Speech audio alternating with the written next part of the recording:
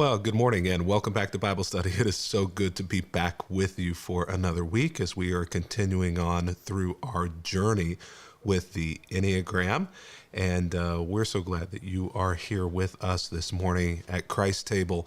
We don't just do Bible studies, we do Sunday morning services, in-person gatherings. We send resources into your home each and every couple of months to help you navigate your spiritual journey. Some people, we are your primary faith community, and other people, we are just an addition to the faith community in your local area. Either way, we're happy to be a part of that. Find out more about us by visiting www.christtable.today. Sign up for our email list there and consider donating to this ministry so that we can continue bringing all of these resources to you.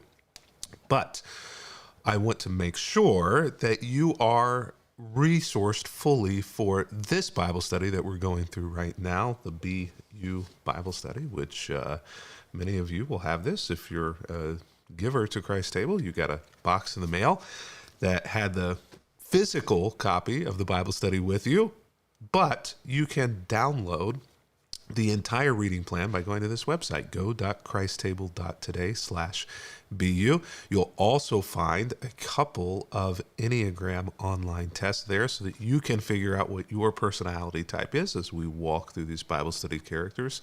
And you can even download the book that we are walking through that is kind of the foundation for all of this, Ian Crone's The Road Back to You. All of that there at that URL. And we would love to have you join us as we discuss that book each and every week. Wednesday, 8 o'clock p.m. Eastern Time, we gather at go.christtable.today/discuss via Zoom. And this week we're talking about Chapter 7, which is the conversation about Type 3, the performer. So we would love to have you, even if you've not been a part of the previous ones, to come and be a part of that one with us. Now, why don't we just go ahead and dig in? Today we come to Type 3, the performer, and we're going to talk about several different Bible characters this week, but we're going to begin with Jacob in Genesis chapter 27. There's a particular story about Jacob that is rather well known, but I think you're going to enjoy seeing it through the Type 3 lens. Now, I know that we've been talking over the last few weeks about these different Enneagram personalities, but if you're just kind of tuning in, I want to make sure that you understand that what we're saying here is that there are 9 different personality types. And what we've done is we've broken up 36 Bible characters into these 9 personality types for a week. And so today we're dealing with the Enneagram Type 3 personality, and we'll be doing that the rest of this week as well. Now, I'm not an expert on this. I'm an expert on theology. So if you're not an expert on the Enneagram, then why don't we just go ahead and read a little bit about what defines someone who is a stereotypical Type 3 or performer personality. And here it is. First of all, their basic desire, if this is your personality type, is to be seen as successful and valuable. Now, I think everybody in the world wants to be thought of as being valued and being successful. But for this person, this is kind of the driving force behind everything that they say and everything that they do and everything that they think. And every personality has a basic desire. And for 3, this is theirs. That comes, though, with a fear. And maybe the fear drives that desire. The fear is being worthless, not having any worth or having any value. And so there's a drive to cover that up, which can lead to that sin of deceit or lying. We're going to get into that one today. So, and this says you might be a 2. That should say you might be a 3 personality type if you're confident, if you're image conscious, if you're a driven personality, fast-paced, competitive, charming, superficial, praise-seeking, goal-oriented, or productive. Now, I know that it takes us being self-aware to know whether or not we are those words. But if you're having difficulty knowing whether or not this describes you, maybe the question is, do other people use these words to describe you? And so that is where we are headed today with the story of Jacob. Now, when we jump into the story of Jacob, what we have to understand is that Jacob is a twin. He has a brother who was born at the same time that he was, but the brother was born just a few moments before Jacob was. And the brother's name is Esau. Now, Esau, as firstborn, would have received a lot more blessings and preferential treatment than Jacob would have received by right of his being born first. This kind of all culminates, though, in a special blessing given to the firstborn by the father at the end of life. And that blessing is one that was very coveted and was very important in the ancient Israelites' family dynamic. And Jacob wants it. Why does Jacob want it? Well, because he wants to be successful. That's one of his driving forces, to be valued. He didn't want Esau to be valued more than he was, and he wants to be successful. And the blessing comes with success. That without the blessing, success will not come necessarily in the same way. This is the way that performers that type 3s are wired, are to neurotically oftentimes chase success. They have a need to be successful, a need to avoid failure. Jacob couldn't decide whether or not he was born first or second, but he feels like a failure because he was born second. In fact, the biblical text tells us that he was actually holding the foot of his brother as his brother was born first, as though he was trying to drag him back in to the womb. And so even from the very beginning, we see this story where Jacob is trying to avoid failure, which in his mind is being second place, and oftentimes is the mind of 3s as well. And so whenever we come to this text, this is kind of the foundation of what's going on. And so Jacob and his mom, Rebecca, have cooked up this plan to get the blessing instead of Esau. Jacob's father, Isaac, is of old age, is about to die, is mostly, if not completely blind, and they are going to try to get the blessing of the firstborn for Jacob instead of the older brother. So Jacob goes out, follows a plan that his mother gave him, gets 2 young goats for his mother. She takes them, prepares a delicious meal, Isaac's favorite meal, just the way he likes it. Then she takes Esau's favorite clothes, which were there in the house, and gave them to her younger son, Jacob. She covered his arms and the smooth part of his neck with the skin of the young goats, and then she gave Jacob the delicious meal, including freshly baked bread. So Jacob takes the food to his father. "My father," he says. "Yes, my son," Isaac answered. "Who are you, Esau or Jacob?" Now, obviously, clearly, Jacob here is pretending to be Esau, who was hairy, and Jacob was not, in order to steal the blessing that rightfully goes to Esau, but which Jacob wants. And I love this question. I've never actually noticed it before in the text. Who are you, Esau or Jacob? This is a decision point moment for Jacob. This is an opportunity for him where he has the opportunity to either be his true self or to be somebody else or something else rather than who he truly is. And in this moment, he is performing. There it is, type 3, performer. He is performing an act trying to be someone who he is not, his brother Esau. We encounter this decision point moment so often in our lives as well, whether or not we will be our true selves, who God created us to be, who we are, or whether or not we will try to play a role to be someone else or to be something else in order to receive something that perhaps is not due to us, which we think we deserve or which we think that we need in order to accomplish or do something which we may not be equipped or needing to do.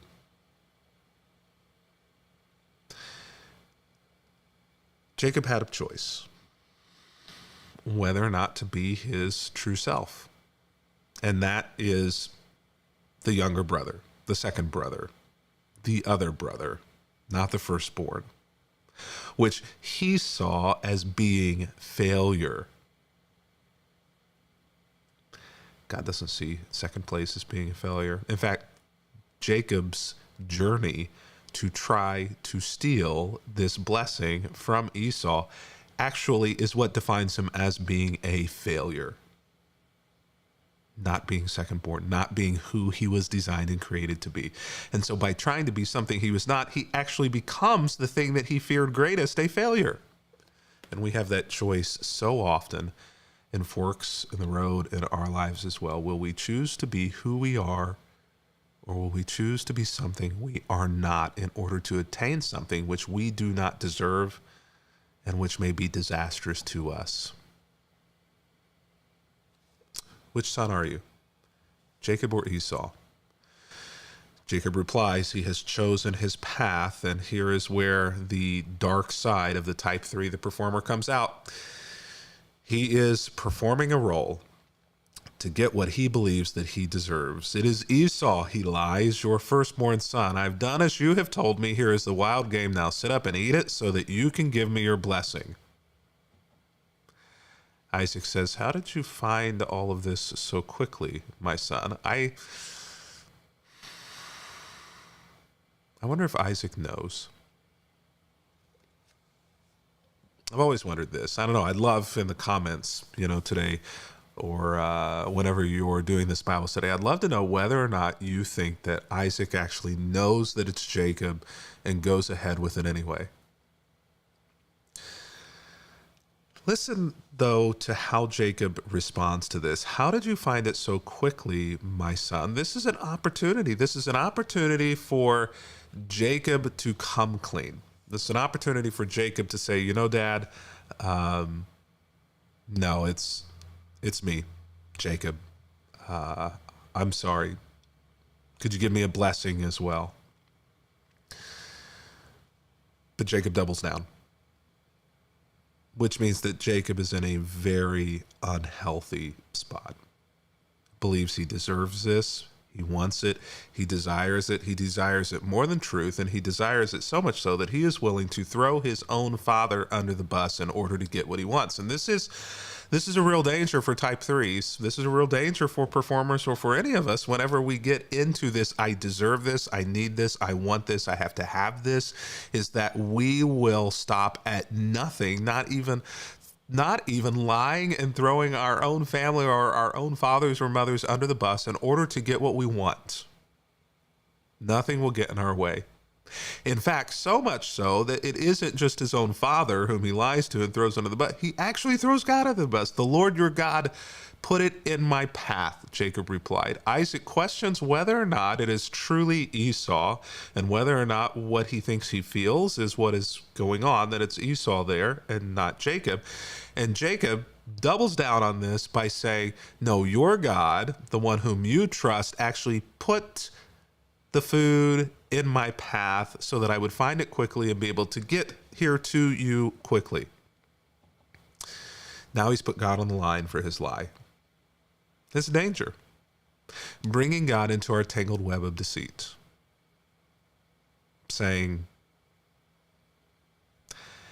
thanks be to God for allowing me to be this deceitful. Thanks be to God for giving me this thing that I worked so hard to get that I did not deserve. Blessings be to God. This is perhaps the height of spiritual destruction in our own life, and it is also perhaps an indicator, it should be an indicator of how far we have walked away from truth and how far we've walked away from who God created us to be, ourselves. That we're willing to leverage God to try to convince someone else that we are something we are not. And for threes, for a performer, that is really the greatest fear, is being themselves. And so there is this drive to be a chameleon because being somebody else is always seen as being preferable to being one's true self. And leveraging God, it doesn't work out well in the end for Jacob, even though it might seem to work out well in the moment. Isaac says to Jacob, "Come closer then so I can touch you and make sure that you really are Esau." There it is again. There's that question in his mind. Probably because he knows his other son is a trickster, is a liar, is deceptive. He's probably spent most of his life not being able to trust his son. So Jacob goes closer to his father, and Isaac touches him, and the voice is Jacob's, but the hands are Esau's, Isaac says. But he did not recognize Jacob because Jacob's hands felt hairy, just like Esau, so Isaac prepared to bless Jacob. "But are you really my son Esau?" he asks. "Yes, I am," Jacob replied. He has made his choice. He's made his decision, much like Judas at that table of communion with the Lord in the Last Supper. Jacob has made his choice as well. He will stop at nothing to get what he wants, but that which he does not deserve. It's a sad story. And every story where we try to be something that we were not created to be or do not deserve in order to get something that we believe we are owed is a sad story. You see, threes, though, at their best, are incredible people, driven to accomplish the goals that they set, and enthusiastic in sharing strategic advice and taking on any role a situation calls for. They can be what is needed. They can be whoever is needed in order to accomplish something good, in order to do the right thing, and in order to be the best thing. But in a spiritually unhealthy place, at their worst, threes are chameleons and focus so much on their goals that they fail to pay attention to other people. Their brother, their father, their God. And so I think many of us, whether you're a three or not, would do well to take a self-assessment and say, what are we chasing? Who are we? Are we walking through life, this journey, this thing that we're facing as a chameleon? Or are we walking through as our true selves, whatever may come in the moment? And the Bible seems to indicate that God created you. God created you to be who you are. He's given you what you need in order to accomplish the things that He has for you. And so you may end up being a chameleon who acquires for yourself all of the success, all of the accolades, all of the awards and trophies of this world, and in the eyes of everybody else be a success, but yet not be who you were created to be. And so in God's eyes, which would be better? Earning all the world's respect and all the world's love and earning all of the things that the world says are of value, or being who God created you to fully be? What are you chasing? Someone else's dream? Or God's dream for you? Until tomorrow,